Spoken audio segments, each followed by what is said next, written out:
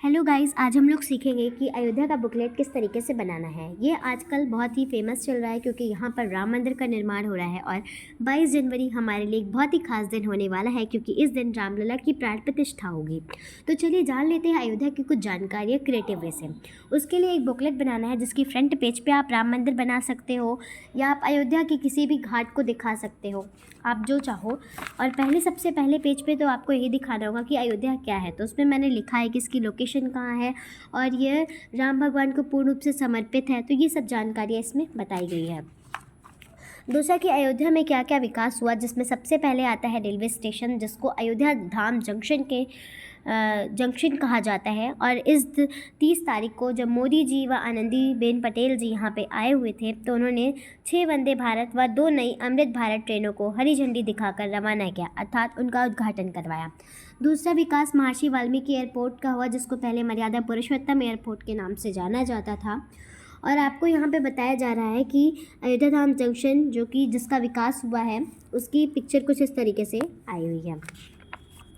दूसरा, राम मंदिर की अन्य जानकारियों में सबसे इम्पॉर्टेंट तो यही है कि 5 अगस्त 2020 को भारत के जो पीएम थे यानी मोदी जी जो हैं, उन्होंने भूमि पूजन अनुष्ठान करवाया और उसी के अंतर्गत हमारे इस मंदिर यानी राम मंदिर का जो निर्माण था वो आरंभ हुआ।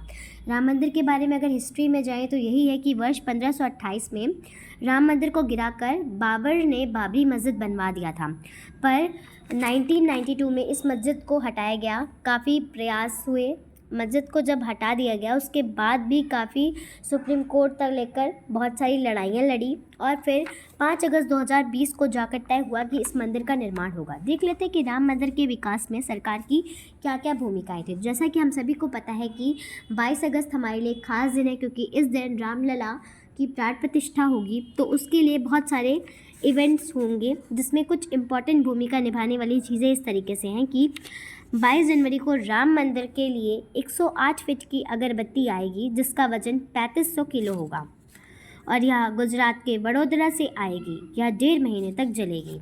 अब देख लेते हैं कि अगरबत्ती कैसे है। तो इस तरीके से उसकी फ़ोटो है। दूसरा, 22 जनवरी के लिए 450 किलो का नगाड़ा आया है और यह 700 किलो के रथ से आएगा।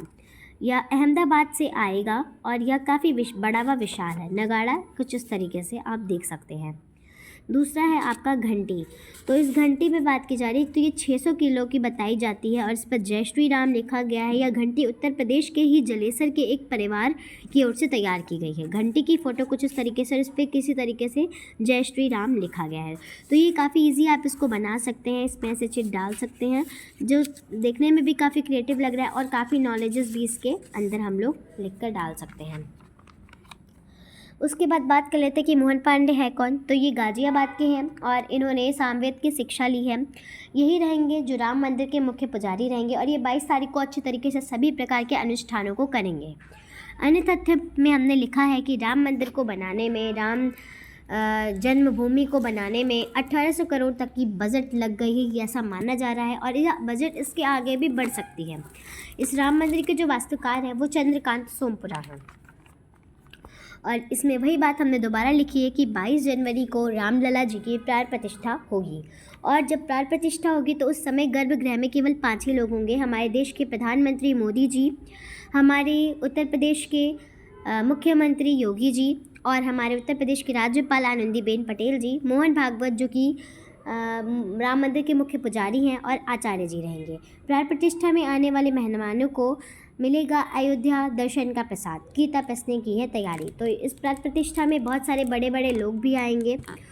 तो फिर उसके बाद हम बात कर लेते हैं कि मंदिर में जो अगरबत्ती आएगी 22 तारीख के लिए, उसके कुछ तथ्य इस तरीके से है कि इस राम मंदिर के अगरबत्ती को 108 फीट जो कि बड़ी है उसको गुजरात से लाया जा रहा है और ये 110 फीट लंबे रथ पर भेजी जाएगी। 1.5 महीने तक यह जलेगी और इसे हवन की सामग्रियों से, पंचगव्य से, गाय के गोबर से तैयार किया गया है। अभी आपने देखी थी इसकी पिक्चर। उसके बाद बहुत सारे लोगों ने तर्क दिया है कि सड़कों के चौड़ीकरण से उनको काफ़ी दुख हुआ है। तो इस पे मैंने वो भी मेंशन किया है कि उनको किस प्रकार का दुख हुआ है। और यहीं पे हमारे राम मंदिर की जो बुकलेट है यानी हमारे अयोध्या की जो बुकलेट है वो रेडी होती है।